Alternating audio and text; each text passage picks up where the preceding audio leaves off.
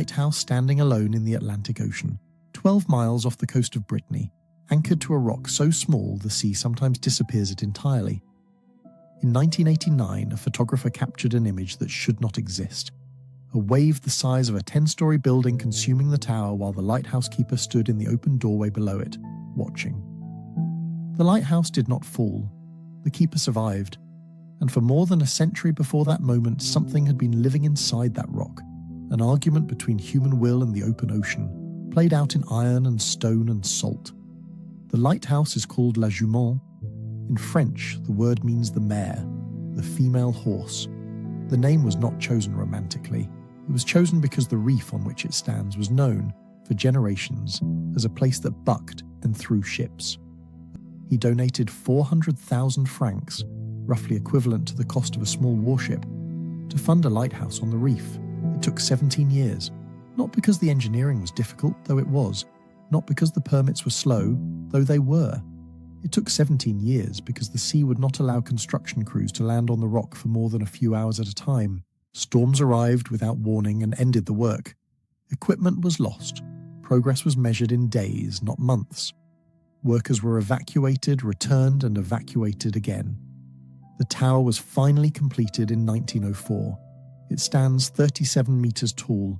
Its walls are 2 meters thick at the base. It was designed to survive. What its designers could not fully account for was what survival would cost the people living inside it. For most of the 20th century, La Jument required 2 lighthouse keepers at all times. They serve rotations of 30 days on, 15 days off. 1 month inside the tower, cut off from the mainland, the coast invisible on all but the clearest days. Imagine arriving by boat on a grey October morning, watching the mainland disappear behind you as the swell rises.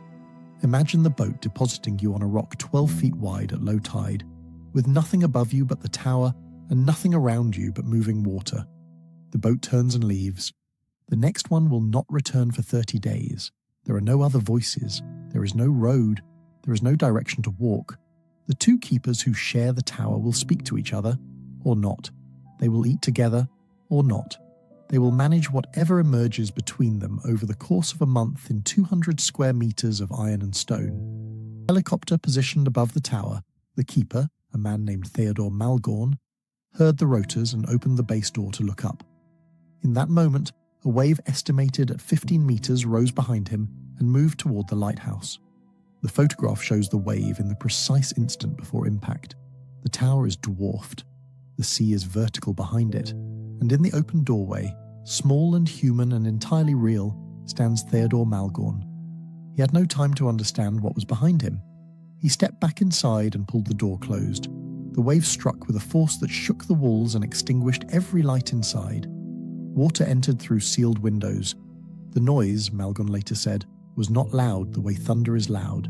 It was total. There was no sound that was not the wave. The lighthouse held. Malgorn was uninjured. And Guichard's photograph, taken from above, in a helicopter that nearly lost control in the same wave's turbulence, became one of the defining images of the 20th century. Not because of its technical quality, because it captured something people could not quite accept as real. A man standing in a doorway at the edge of the world, with the ocean rising behind him like a wall. La Jument's silence is not the absence of sound, but the presence of something much older than language.